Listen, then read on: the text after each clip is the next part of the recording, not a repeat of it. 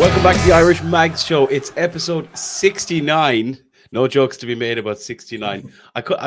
There would have been a time where I might have said, "Oh, 69. That's 1 year short of the last time Newcastle United won a trophy." But that's no longer the case. It's now only 2 weeks since we last won a trophy, and we're going to be talking about that a little bit more today. I'm Paul. I'm your host, and I'm joined by the constant Mr. Alan Williamson. But we are down Crisho. You'll be pleased to know, listeners, he's still broken since that cup final. But we have brought in an even better replacement. We have, I suppose, I can only describe him as a legend of the Newcastle United community. A man has very strong Irish connections as well. So it's more than appropriate that we finally got him onto the Irish Mags Show. It is Mr. Michael Martin, or should we call him Mick Martin, which is, again, much more in keeping with the Irish team. Founder of the True Faith fanzine, which is obviously, as a lot of you know, now one of the biggest podcasts in the Newcastle world. And as I said, a Newcastle legend himself. Mick, welcome to the Irish Mag Show. Great to have you. Oh, thanks very much for the welcome. I'm not sure about legend. I think pain in the arse is probably the more appropriate description. I'm regularly entertained whenever I see, if I ever look at your profile on Twitter, it just says gobshite, and that always entertains me to no end. But it's fine when it's a self-titled heading on your own profile. Yeah, delighted to have you here, Mick. We're going to be chatting about a few things today.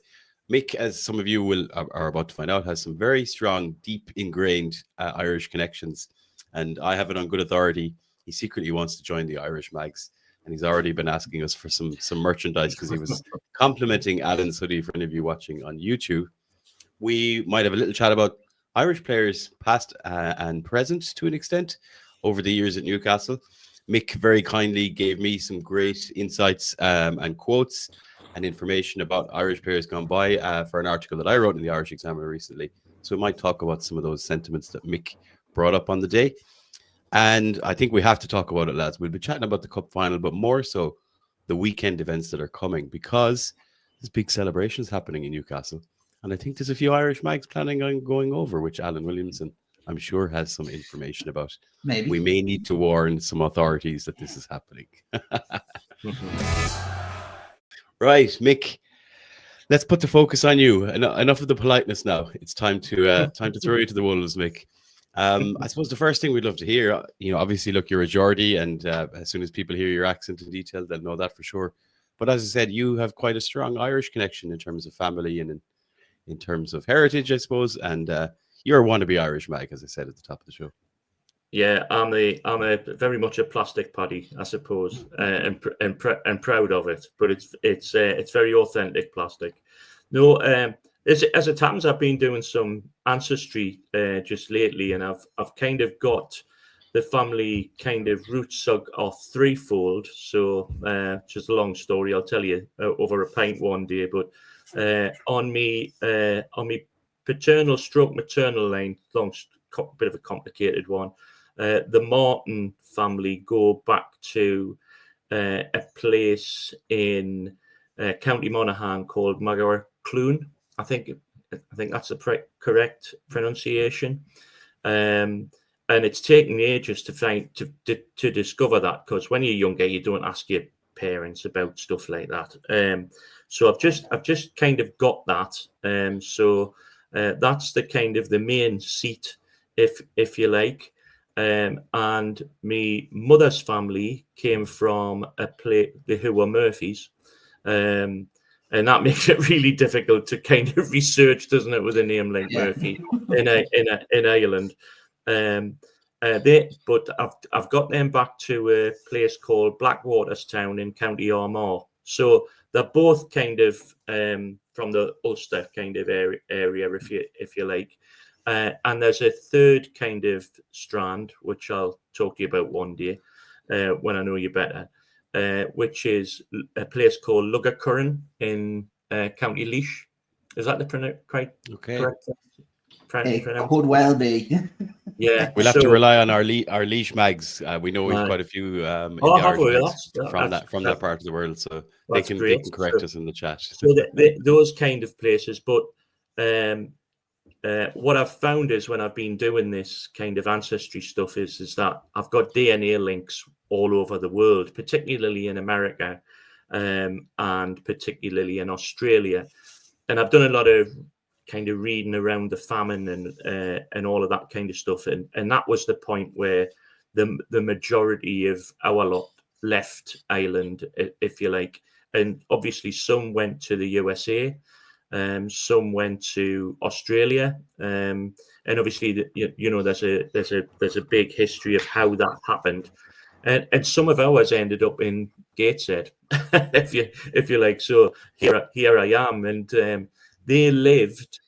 My great grandfather lived in a place called Pipewell Gate, which is on the Gateshead side of the Tyne, just up from the Swing Bridge. And right now you'll know where it is because that's where the Hilton Hotel is. So that was a notorious slum at one point, and that's where our lot lived. They lived on, ironically, King William Street. When I found out that, I thought, is this a joke? But so they live there. So I've tracked them, and my brother has done some research as well. Our Peter, he's done some research, and we've got the cemetery spots as well for all of them. So I kind of I know the full 9 yards on kind of where they've come from, etc. But when I was growing up, it was kind of Irishness was a big thing in our family. And my mother used to sing songs about leaving Ireland and all of that kind of stuff, and get a bit emotional about it. So it was always a big thing. And when I think of some of the names of people who went to our school, I went to a Catholic school, and Catholic is code for Irish, really, in the Northeast. Some of the, I mean, any amount of Kellys, Devannies, Devlins, Corrigans, Moyles, Coils, Doyles, you name it, and then every Foley, and every now and again I'll think there's another Irish name, and you didn't think of it, you just absorbed it all at the time. So I suppose, like, my family story is the story of the Northeast, because part of my family is, I would say 75% is Irish, but a big chunk of it is Scottish as well. So they came from the Scottish borders, and it's kind of the story of the Industrial Revolution, without getting too dull about the subject, where people left farms and moved to cities, and they began working in what were the traditional industries of the Northeast, which were coal mining and shipbuilding, and kind of that's where all of our lot worked. So, like, particularly on my mum's side, they worked in the coal mines, and on my dad's side they worked in shipyards, so in Swan Hunter, the big shipyard there, etc. So it's quite interesting, and I go for a pint every now and again in a pub right just next to the Tyne Bridge called the Central Bar, and that's been there since about 1880. And when I'm there with my brother, I'll say, Peter, every generation of our family that's been in England has been in this pub. So it's kind of it's an astonishing thing. So we're going to kind of we're planning a bit of a trip over to Ireland, and we'll go to Blackwaterstown, and we'll go to Megracloon. I hope I'm getting the pronunciation right. Someone will correct me if I'm not. And Lough in County Laois. So so I'm looking forward to that. And we'll do the Scottish stuff. So that's there mainly from Dumfries, that area in the Scottish borders as well. Well, if you're over in Ireland during the season, we'll have to get you down to Dublin, down to the Bleecker Street Bar, which is our Irish Mags headquarters. For games. I'd love that. Yeah, that would be great. Yeah, there's Alan generally looks after the guests. We actually get a ridiculous amount of Geordies that turn up every week for a game, because they find us on the internet. They look for a place to watch the match, and they just land in, and they're blown away by all the black and white, and the walls are painted black and white and everything. Yeah, good stuff. It is crazy, really. I mean, we all know this, particularly Irish people know this, like how the Irish are all over the world now. Yeah. Again, with the history of immigration and everything like that. And it's mad how, Mick, you could have been talking to us from New York or Cape Town or Sydney, but Gateshead is the one you landed up. Gateshead, just up the bank from the swing bridge. There's no houses there now. There's I say that there's some flats at the top, there was a place at the top called, I think it was called Hilltown, no, sorry, I beg your pardon, it's Hillgate.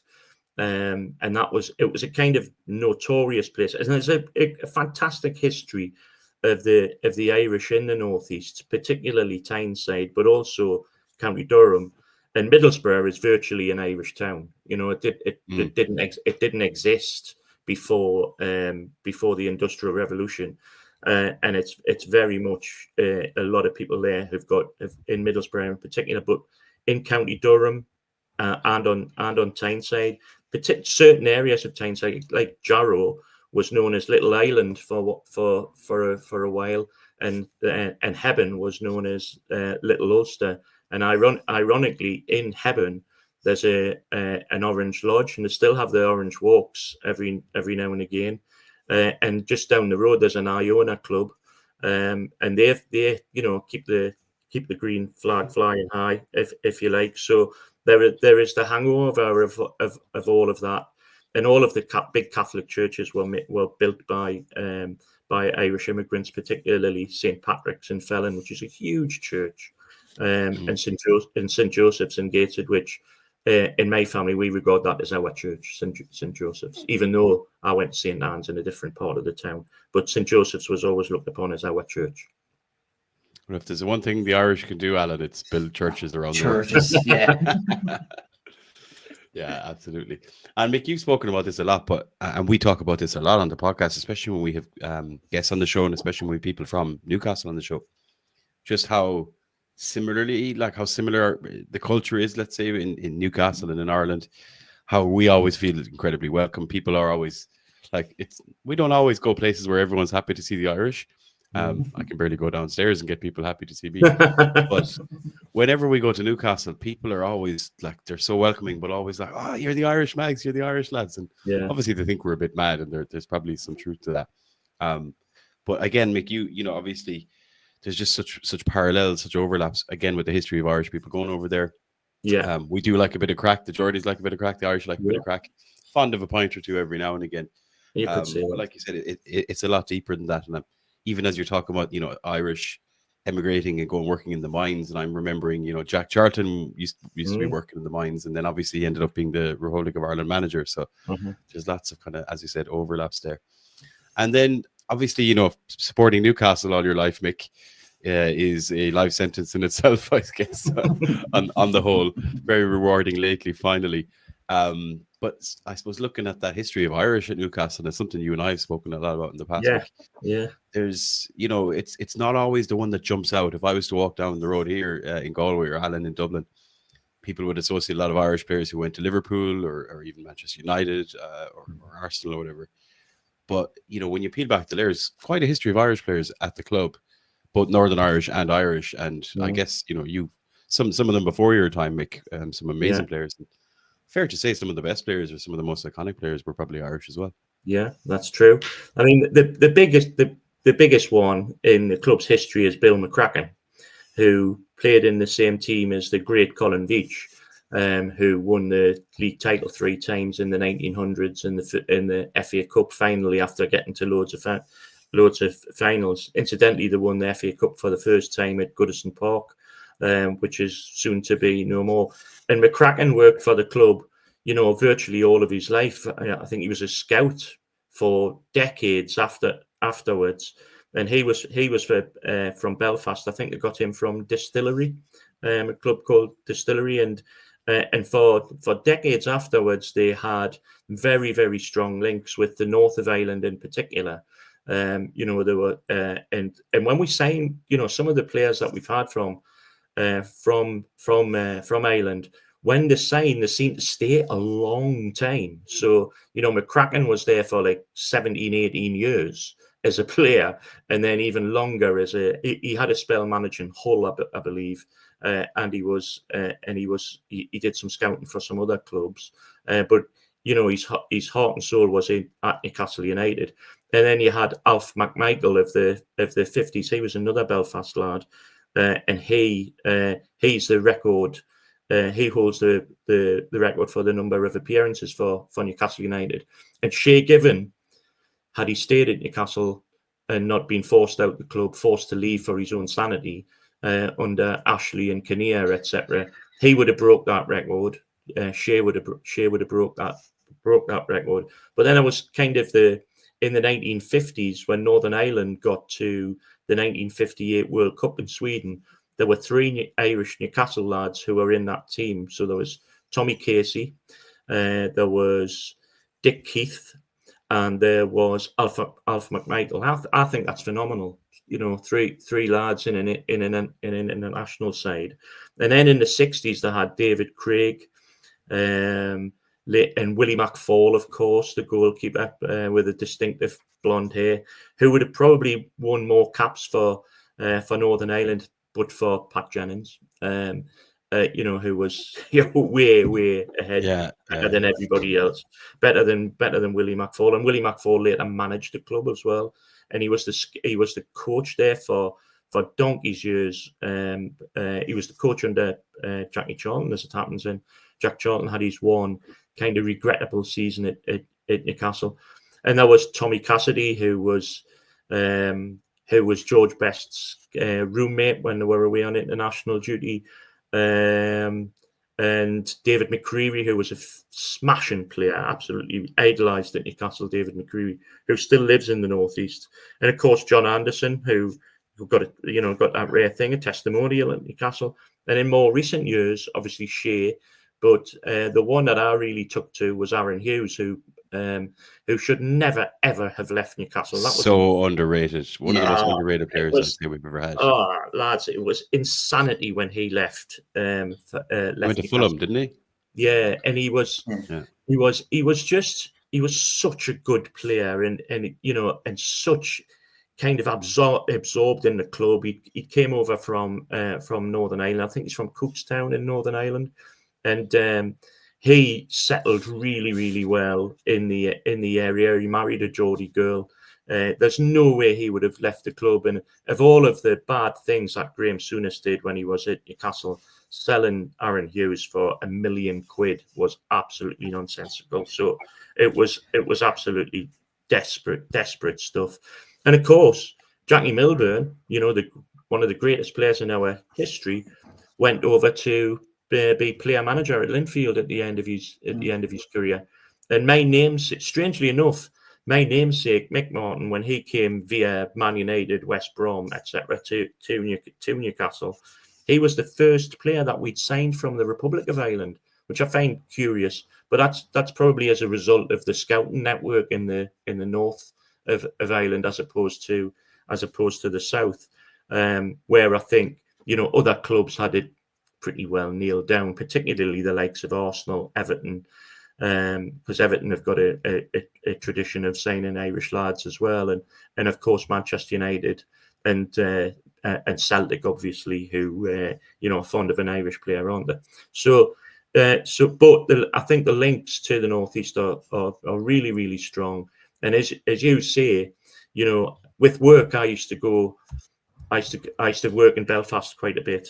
And I used to get off the plane at International, and because I like to have a look around, I used to get the bus rather than a taxi. And I'd sit on the bus and I'd think, this is just like Northumberland. You know, that put us right in the mind of that. In the city, Belfast itself was a bit like, I always thought it was a bit like Liverpool, as opposed to Newcastle. I could see the comparisons there. And Dublin's just its own city. It's an absolutely fantastic place. Sorry, I'm gabbling on. We enjoyed that. Don't worry about it. Oh yeah, we could listen to it all day, really, especially going through like some of the players that have been at the club through the years. And like, for obviously as an Irish Newcastle fan, Irish players at the club are a dream for us, and we're going to talk about some of the current ones probably in a little while. But you know, you just, as you mentioned, Shea Given, like I was devastated when Shea Given left the club. I absolutely hero worshipped the man, and we still do. And we've always said that we're never going to stop doing this podcast until we have had Shea Given on, and then after that, if we need to go, we can go. Yeah, go happy. But like, there have been some incredible players, and you know, you mentioned Ando, Mick. Like we've had Ando on the pod here. Great. And we cross paths with him every now and again over in Newcastle as well. Sometimes down at the Tyneside Irish Centre, which I'm sure you know well. him in particular, and it's one of the things that a lot of people don't realize, and depending on your generation as well. Obviously, he spent 10 years at Newcastle, and is one of the a very few number of players that have actually had a testimonial at the club. Which you get after, let's say, spending 10 years. 16 caps for Ireland. He was in the Ireland World Cup squad in 1988 when they beat England in Stuttgart. I think he was on the bench. So we love bringing that one up, Mick. So, and we'll always find a way. I remember it. It was great. I remember it great. I've got a joke for you. I had a mate who was liked to drink, should we say? And he when he walked in the house when that game was going on, it was live on TV, and he said to his dad, "Is this England?" And his dad said, "Yes." Gateshead, Tyne and Weir. I thought that was great. He says, "Yeah, I better go to bed." So I love that joke. I thought it was great.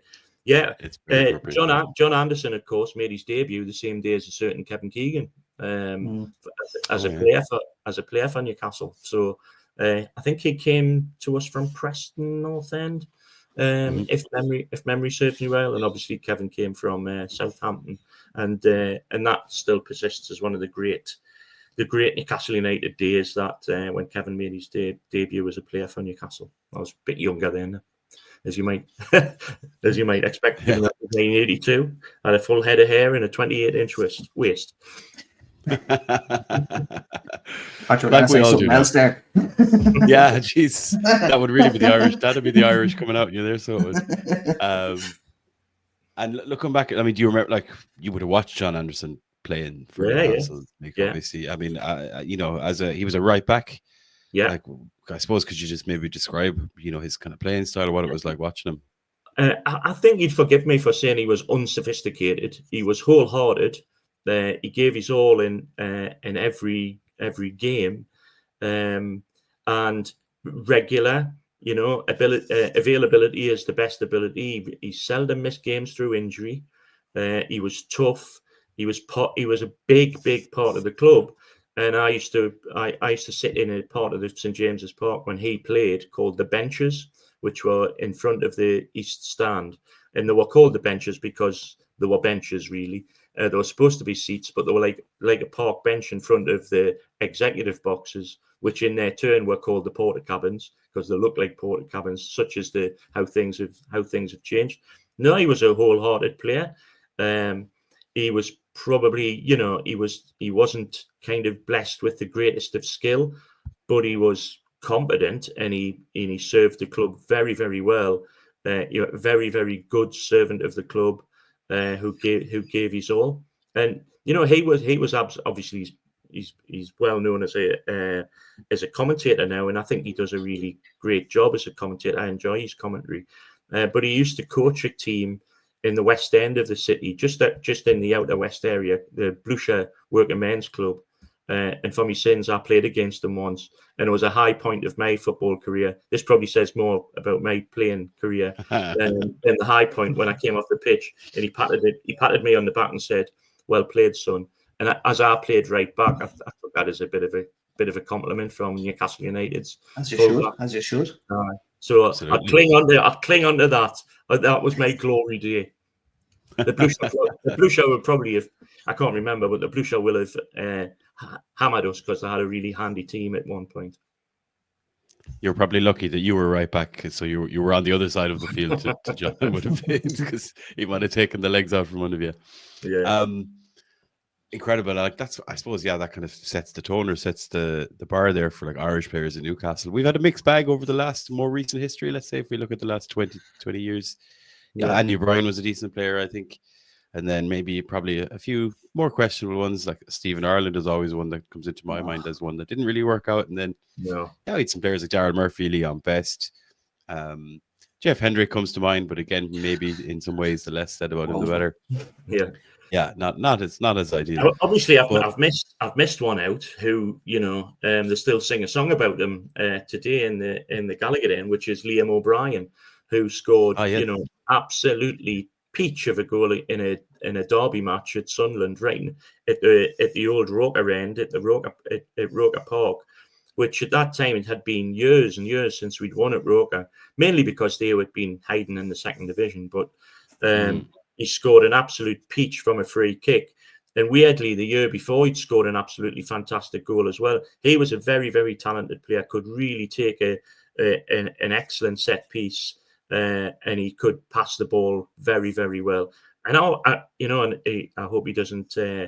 I hope he doesn't hold it against me. But there's obviously Keith Gillespie, who was part of the Great Entertainers team, who was a different class. Him and him on the right side and David Ginola on the left side. They were phenomenal. Les Ferdinand in the middle in that season. That season where they nearly won the league.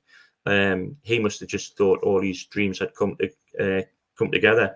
And then just behind him, obviously, the great Peter Beardsley, who, still remains the best player I've ever seen in a black and white shirt, and probably always will be.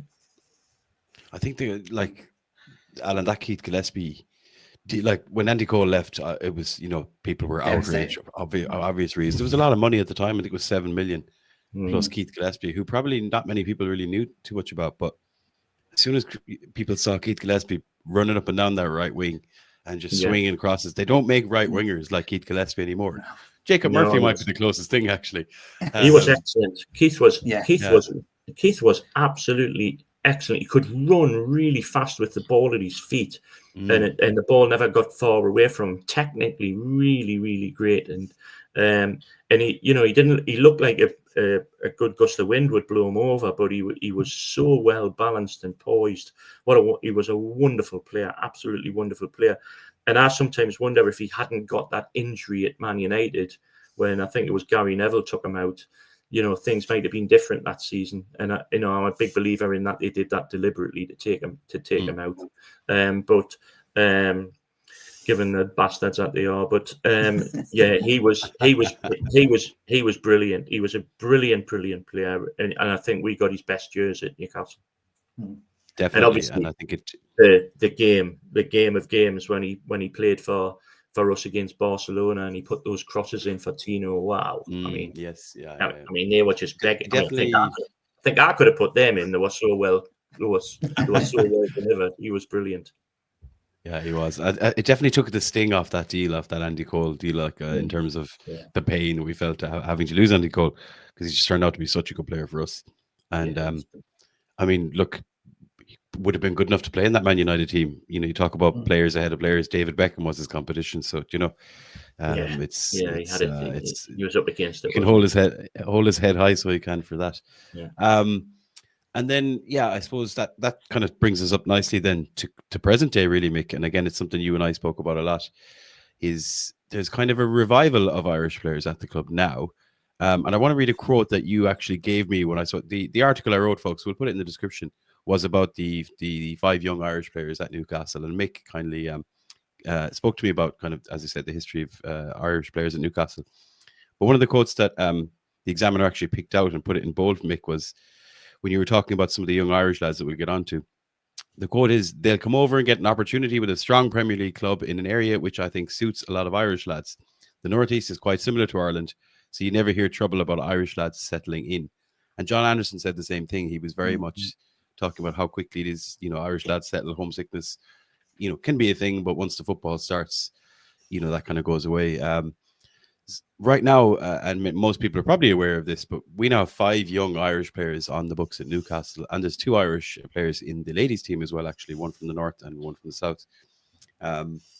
Looking at those players now, I guess, in a world where, this is a club on the rise, this is, a club with the wealthiest owners in the world, we're particularly proud and intrigued at the fact that the club is putting a focus on Ireland as a talent pool, right? We know they set up a deal with Larne FC in the north of Ireland. Hasn't been too much happening there, but it was agreed a couple of years ago. I think it was a Dan Ashworth deal. But as of now, we've got Alex Murphy, who's currently on loan out at Bolton. So he came over from Galway. We've Carl Heffernan, who's the captain of the under-21 side from Cork. We have Rory Finneran, who has just qualified for the under-17 World Cup, and he captained Ireland in that qualification campaign. So they're going to be going to the finals of that tournament. We've Rhys Byrne, who's a goalkeeper from Dublin. I think he came from Bohemians, Alan, if my memory serves me right. Indeed, yeah. And just recently, Kyle Fitzgerald, who signed from Galway United and has gone straight into the under-18s, and I think he scored something like 4 goals in his first 3 games, a couple of assists, and he's really hit the ground running. So amidst all of the Alexander Isaks and the Sandro Tonali's at the club, it's fantastic to just see this young group of Irish players. And you know, we like in the Irish Mags group, we're always keeping an eye on them when they're named in the team sheets or when the under-21 games are on the website or on the app. For yourself, Mick, you know, and you've already obviously spoken about it in that article, but how good does it feel for you to see that, you know, despite our eyes being on other nations and players all over the world, that we are, as well as looking locally at players from the Northeast, looking at Ireland and bringing them in? And, you know, do you have high hopes for some of these Irish players now coming through? I can't say I'm an expert on them. I think I've seen Alex Murphy. He got a run out, didn't he, in a game last season, if I remember. But I really do have a high hopes for them because, you know, we have that strong kind of link. It's in I think it's in the Geordie DNA, you know, that link with Ireland and Scotland. You know, we are kind of probably one of the, along with the Merseyside clubs, and the Glasgow clubs, probably the most Celtic of all of the clubs in the country. Let's be honest. So it's part of our DNA that we should have Irish lads playing for us. And if they are able to develop and come into the first team, then they've come up through the ranks. They're part of the club. You know, Aaron Hughes. When we used to think about Aaron, we just thought he was one of us, you know, because he'd been here since he was about 16. So all of his formative years were here. And the same's probably true of Paul Ferris, another one who slipped me mind, you know, who sadly his career was cut short by serious injury. But you know, he stuck around and he became a physio. And he was, you know, he worked for on Derek Wright's team with Newcastle. And he's very, very good friends with Alan Shearer. And if you haven't read his 2 books, I would strongly recommend them. They are brilliant books. I've seldom read better books about football. They are superb books about his life growing up and his life as a professional footballer, and what came after, etc. So if those lads kind of grow up in Newcastle, I just don't think they'll notice the difference between, you know, being back home in Ireland and being on Tyneside. You know, as they'll settle here. Paul Ferris has, loads of them have. You know, they settle in the Northeast, they make this place their home, and I hope that happens. I hope that's the case for the Irish lads and lasses that we've got on our books. If they can come through and be first team regulars, then wouldn't that be brilliant? But I do think there's also kind of a hard business side to it. Is so if they, you know, to make it into the Newcastle first team now, it's probably harder than it's ever been. So, you know, if a young lad gets into the Newcastle United first team, comes through the ranks, you know, they're beating off competition from all over the world, aren't they? So, you know, for that position. But, you know, so they've got to be able to play for a top 4 club. I think that's going to be the test. If they're not good enough to hit that standard, then we'll sell them, and the club will make money, and that money will be recycled, and we'll spend more money on, you know, top class players, etc. So, you know, obviously everyone's preference is for them to have great careers at Newcastle United, but at the same time, that might not happen, and they might get spun out somewhere else. But I can pretty much guarantee it. They'll not do what was happening so much in the Mike Ashley days, where the Newcastle United Academy was training people to play in the Northern League, but by and large, you know, so people wouldn't make it, and then you'd see all these lads would have Newcastle United Academy on their CV, and they'd end up playing for Dunstan, Ashington, Blythe Spartans, Gateshead if they were lucky, Spennymoor, etc. I was going to ask you about the academy, kind of. Yeah, I know it's something you're observing, how much it's come, how far it's come. I mean, on the academy, it tells you how bad they were Under Ashley, and this is about 10 years ago, there was something called the Elite Premier Performance Plan or something like that, EPP, and it's the standard, and it's in different categories, category A, B, C. And obviously, Newcastle should be getting to category A. And if you get to category A, it means you can sign players from a wider area than if you don't. And just to give you a kind of hint of the clubs that were getting category A, Blackburn Rovers were getting it in the Championship, Stoke were getting it, etc. So they were putting a lot of money in it. Newcastle didn't get it, and that was because the lack of investment from the club. And I mean, again, I'll tell you over a pint some of the stuff that I heard about what Derek Lambias and others were doing to try and fiddle it, for want of a better description. But it was outrageous, and for a number of years, Sunderland had a free run at the best kids in the Northeast, and you can see that. Even today, Sunderland are bringing local lads through. The goalies from North Shields, which is Newcastle area, it's our area. That they've got Chris Rigg, who's people are very excited about. And he's from Hebburn. All his family are Newcastle United supporters. I think he's a season ticket holder at Newcastle, so it tells you something. Or at least his father is.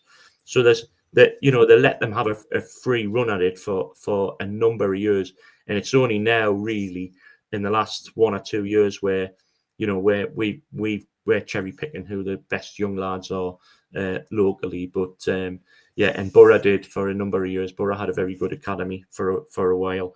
But Newcastle's always been. It is crazy. Newcastle's always been in shambles with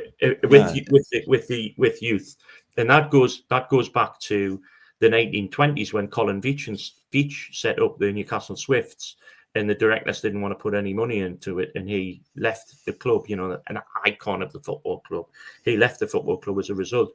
But it was going on in the 60s and 70s. The great Burnley team, who I think won the league in the very early 60s, was half the team was Geordies, And then you look at Everton's greatest manager, most successful manager, Howard Kendall. He's from Gateshead. He's a Gateshead boy. The first man that won the league with Liverpool was Tom Watson. He's from Newcastle. He's from Heaton.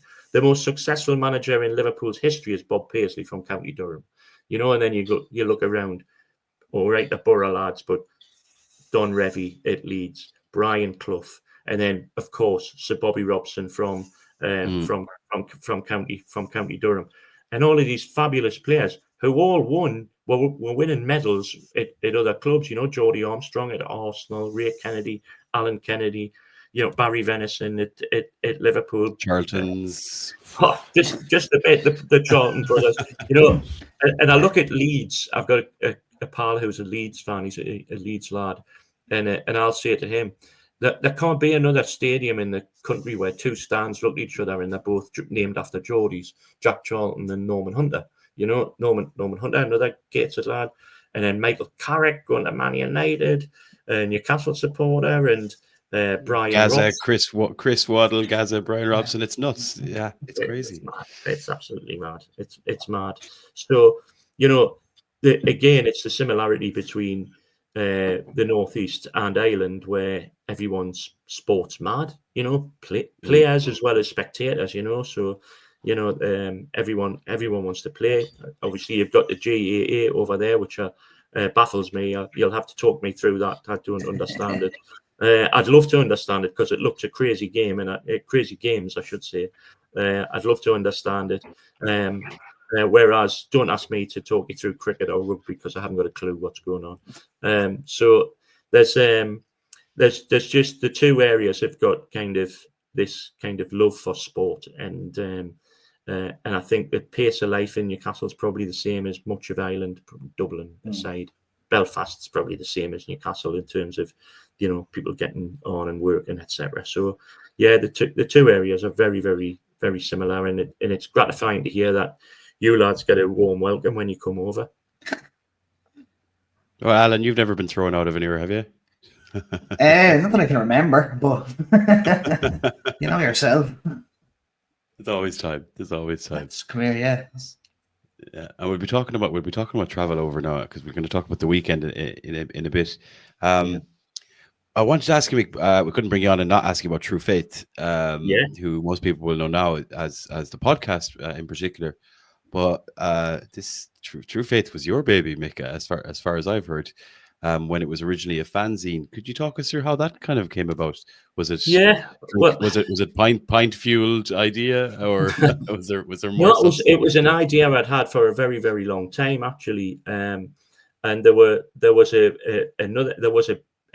fanzine which was bigger than True Faith, which was referred to as the Mag, which had been going for a long time, and I was almost involved in that from the start. But life got in the way, and I couldn't get involved in the way I wanted to. And I liked the Mag, but I thought the club needed a different fanzine, etc. So I did it in collaboration with the lad who used to run the Mag, but it had a completely independent line, and it looked and felt and read materially different.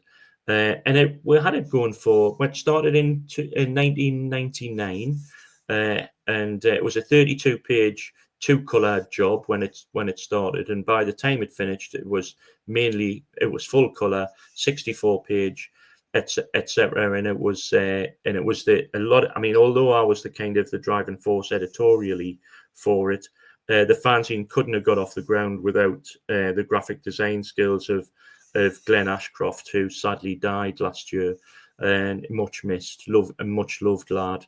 And Glenn was an absolutely brilliant designer, and the fanzine always looked really great. And it had a really good following. And then, like a lot of things, the fanzine was hard copy paper. It was getting difficult to kind of keep going mainly because the postage was going through the roof. And like John Milton, who's just got it, who wrote for the fanzine for a long time, was a subscriber who lived in Brazil at the time with work. He used to subscribe to it and write for the magazine. And he says, Mick, it's costing £9 per copy, when all of his postage was taken into account. Jesus. So it was nonsensical. And then obviously did the age of digital kind of overtook it, and the writing was on the wall. So we tried to bring it back a couple of times. Alex's driving force in that regard. But people have moved on. It's different generation now. It's my generation was the fanzine generation, and I'm in my early 60s. So yeah, that says something about the fanzine generation. And people are used to having stuff, they consume everything via their phone now, so people will listen to this podcast on their phone, won't they? So people will read the news on their phone. People will read the True Faith website on their phone, etc. So that's the standard. And of course now there's YouTube, there's blah blah blah. So it just got overtaken, but we were really proud of it. We loved it. People miss it. I miss it, because there's nothing better than going to the printers and picking up a box full, just to kind of give to my mates and whatnot, and smelling it and reading it. And soon as I used to open the pages and used to go spot a typo straight away. And then I'd ring Glenn and go, "Oh, Glenn, I've spotted a typo in the first 2 minutes of opening it." And you go, "You fucking idiot," blah blah blah. So, but it was a lot of fun. I think fanzines were great, but things move on. We've lost fanzines in the same way, like a bit like vinyl. I used to collect records, and I miss records, but there's not enough room in the house for them, in my opinion. But now you've got so much more through Apple and Spotify, and I can listen to any music I want to, and I could read anything I want to online as well. So things move on, but it lasted for a long time.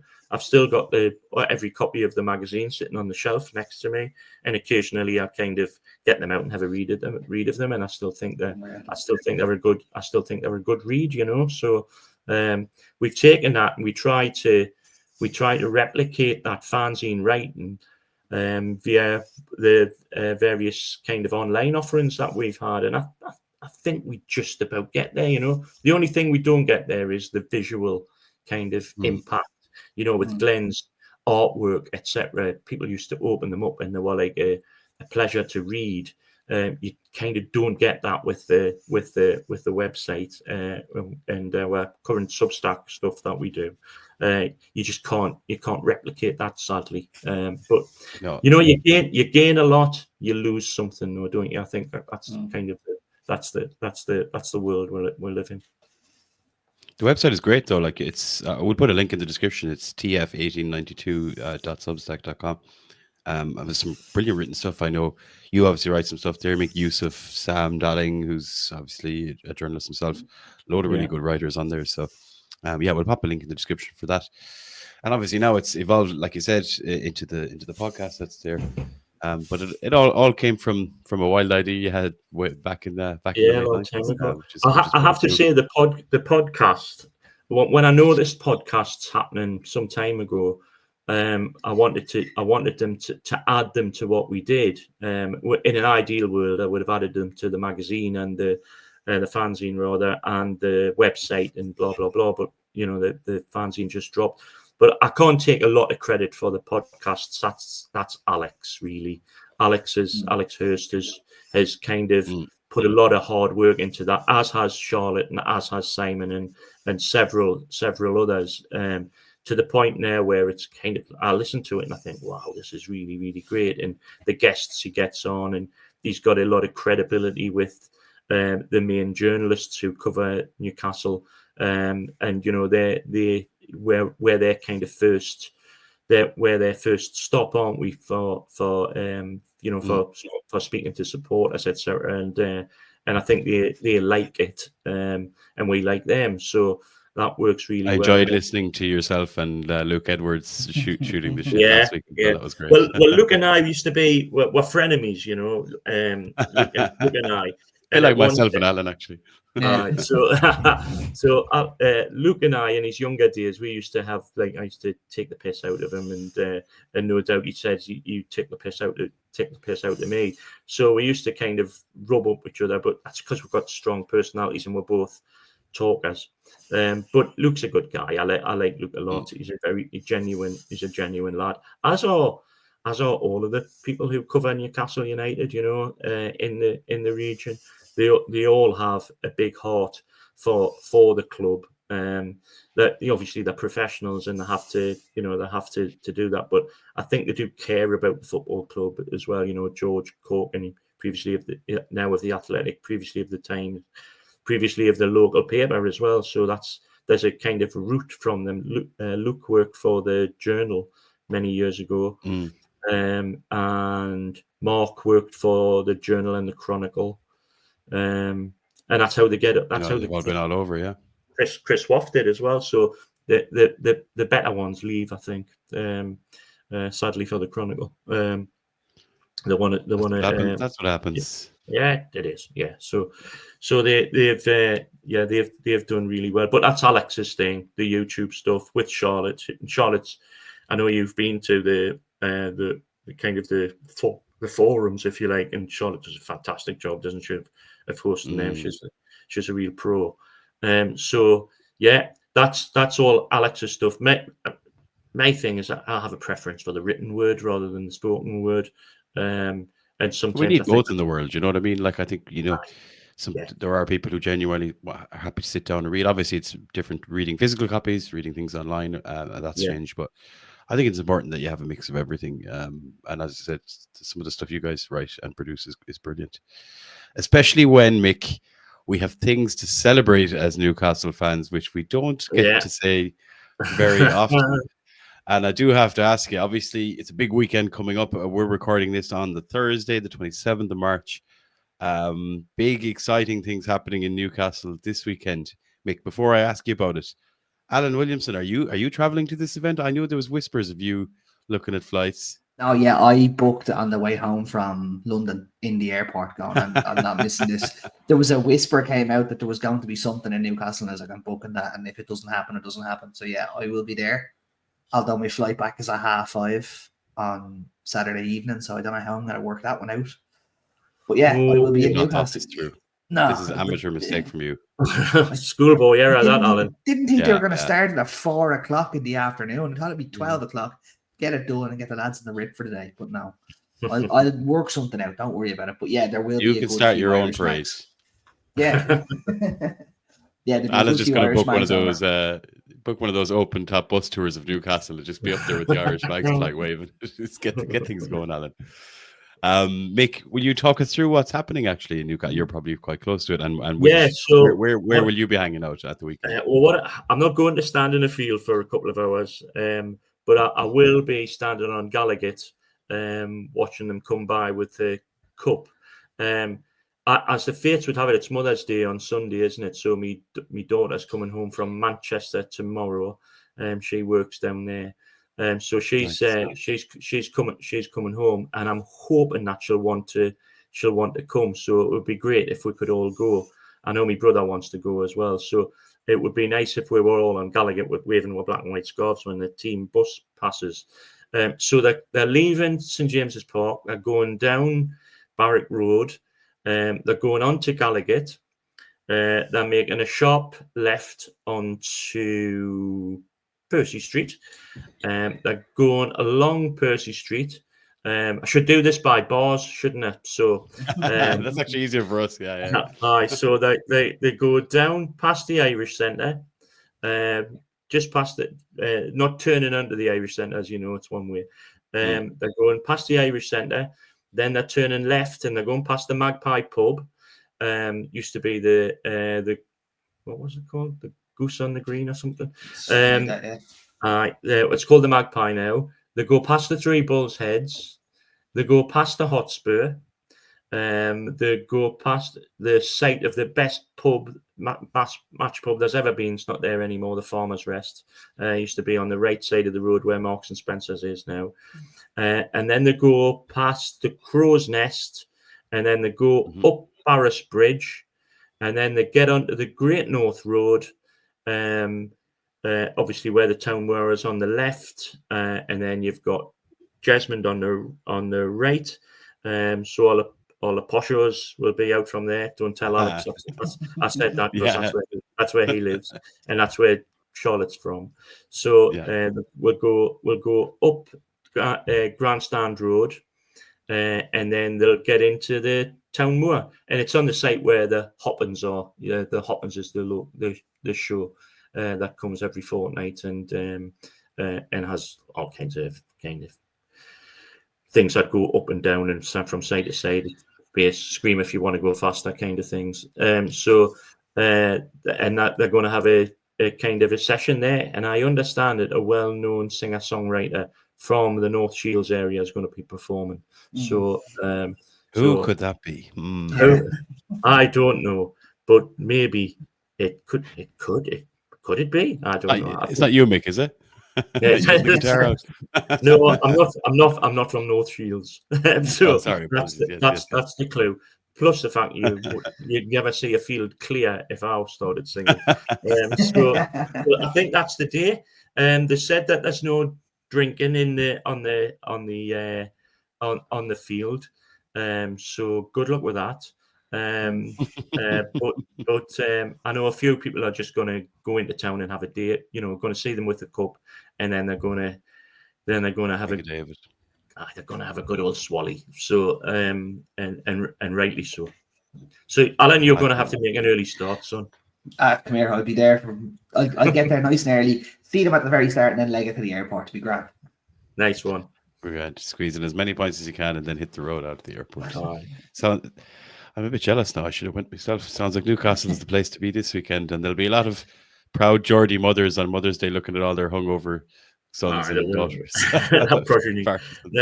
But they're expecting this. I think they've talked in the region of 150,000 people, and I had heard that it might have been even more than that. Some people were saying it was in the region of 400,000, but I cannot believe that. But but I heard that from a pretty good source, like as it happens, somebody who works for the emergency services.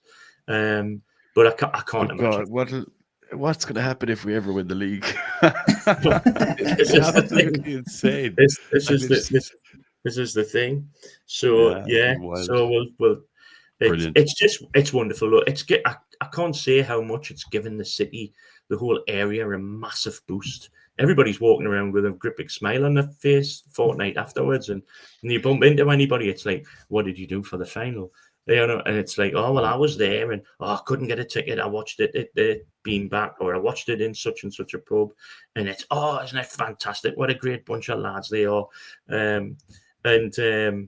I said on the True Faith podcast last week, I don't know if you saw it, but it just, because I've never seen them bring a cup back. I mean, they won the first cup when I was a tiny child, a very young child. But my mother, who never went to a football match in her life, she went to the 1955 event when they brought the cup back, and they came out of Central Station, and her brother, my uncle Peter, took Mary to the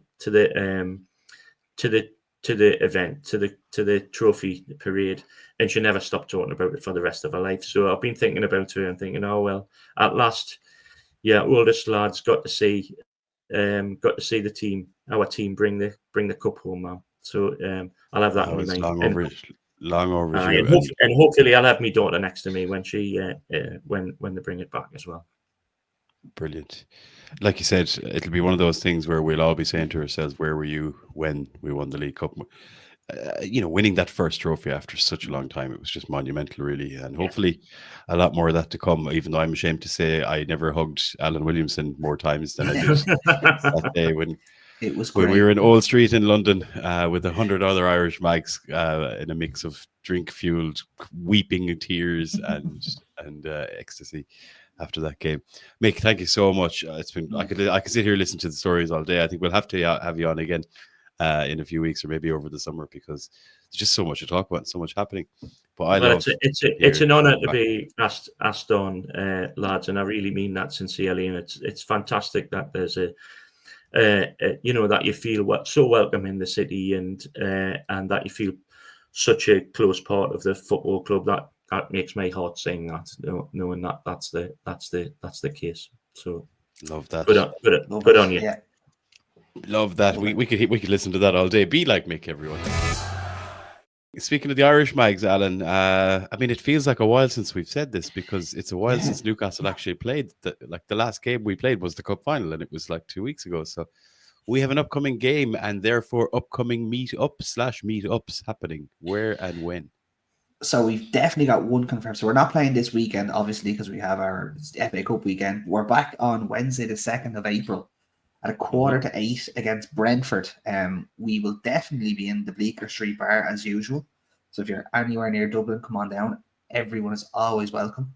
Join the Irish Magnus, as we always say. A couple of others could potentially be jumping on that Wednesday, but we haven't confirmed that yet. As usual, just keep an eye on the socials and on theirishmags.com, and we'll have all the info up there for you. Yes, and you can find links to all of those socials, the Irish Mags website, links to Mick, links to the True Faith website that Mick manages as well, all in the description below. So get following and get looking. We had 9 meetups. I think it ended up being 9 on the day of the cup final around Ireland, which was fantastic to see. So the more, the merrier. A lot of the publicans of Ireland are happy when Newcastle win. I can tell you that much. Brilliant, Mick. Thanks so much again, Alan, as well. And of course, to all of the listeners out there, thank you so much for listening. We'll be back for more Irish Magnus next week. So until then, we'll say the usual. Away the lads, slán go fóill. We'll see you all very soon.